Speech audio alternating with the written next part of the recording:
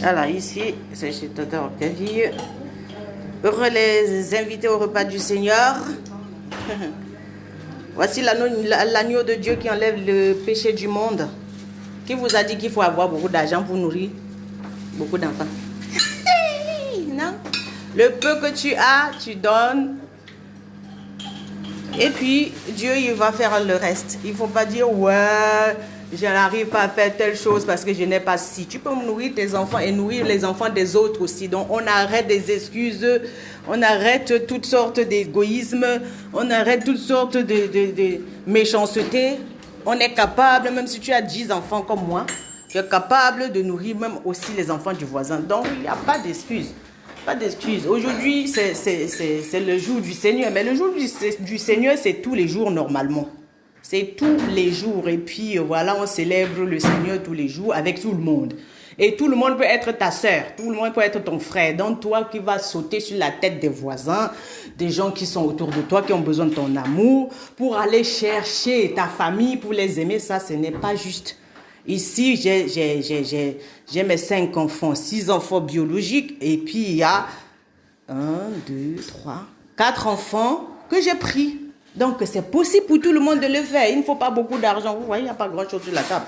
Mais tout le monde a quelque chose dans l'assiette.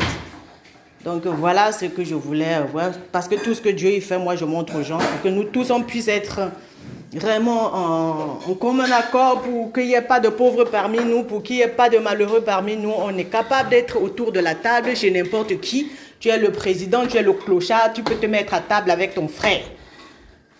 Donc voilà, c'était le message d'aujourd'hui. Les invités au repas du Seigneur. Le Seigneur, ce n'est pas dans une église, non. Nous sommes l'église de Christ. Non, nous tous là, nous sommes le cœur. Le Seigneur, il habite en nous, nous sommes son temple. Et si tu dis que tu aimes Jésus, tu n'arrives pas à faire du bien à ton prochain, tu fais de la parole de Dieu, c'est-à-dire tu fais de Dieu un menteur et la vérité n'est pas en toi, dit le livre de Jean 1, Jean 1. Donc nous, aujourd'hui, on doit vivre le Christ en direct, aimer notre prochain tel qu'il est, alléluia, de la manière qu'on nous a aussi aimés, de la manière dont le Seigneur nous a aimés. Il passe toujours par les gens pour aimer. Donc, on arrête de chercher les excuses pour ne pas aimer l'autre, pour ne pas accepter l'autre, pour ne pas accueillir l'autre, pour ne pas donner un bout de pain à l'autre, pour ne pas... Vraiment, parce que, voilà, on peut aussi donner un bout de pain juste pour prouver quelque chose. Non, tu donnes le bout de pain à ton frère parce que tu l'aimes. Et c'est ça qui est important. Parce que tu l'aimes. Parce que tu l'aimes, tu aimerais ce que tu fais, ça te plaît et tu aimerais partager avec les autres pour qu'ils ressentent la même chose, le même amour, le même réconfort, le même pardon que tu as reçu. Tu donnes aussi à ton frère la même assistance que tu as reçue des autres, tu donnes à ton frère et ce n'est que comme ça que tu ne seras pas endetté envers le Seigneur. Parce que si tu prends quoi que ce soit aux autres et tu n'arrives pas à rendre à ton prochain, le Seigneur ne sera pas d'accord avec toi et tu seras dépassé. Ouais, pourquoi je n'arrive pas à réussir dans telle chose? Mais non. Non, tout ce qu'on reçoit, on n'arrive pas à donner. Donc aujourd'hui, c'est le repas du Seigneur, c'est le petit déjeuner d'abord et après, on va passer à autre chose. Que le Seigneur soit béni dans vos vies. Faites, la Bible dit, soyez les imitateurs de Christ. Et l'apôtre Paul dit, soyez mes imitateurs. Et si vous voulez être heureux, le truc c'est d'être heureux. La Bible dit, heureuse celle qui a cru. Croire ici, c'est obéir à la parole. La parole de Dieu te dit, tu aimeras ton prochain de toute ta force. Tu aimeras ton Dieu de toute ta force, de toute ta pensée et de tout ton cœur. Et tu aimeras ton prochain comme toi-même. Donc, tant qu'il n'y a pas ces 2 commandements qui passent et tous les jours dans la vie d'un être humain, ça ne sert à rien même de parler de Jésus parce que Jésus, il est amour, il atterrit dans n'importe quelle maison, il fait du bien à n'importe qui, n'importe où. Hein?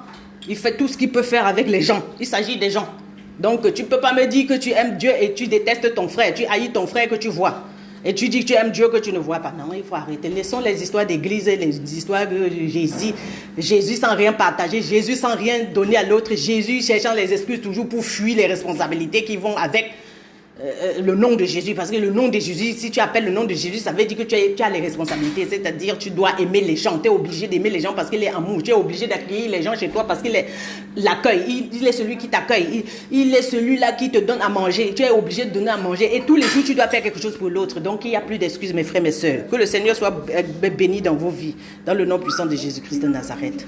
Nous étions en direct là. Voilà, il y a les autres filles à la cuisine et d'autres dans la chambre. Ici, c'est la maison de Dieu. Et tout le monde est au rendez-vous. Voilà. Bonne journée. C'était Tantine Octavie. Voilà. Alléluia.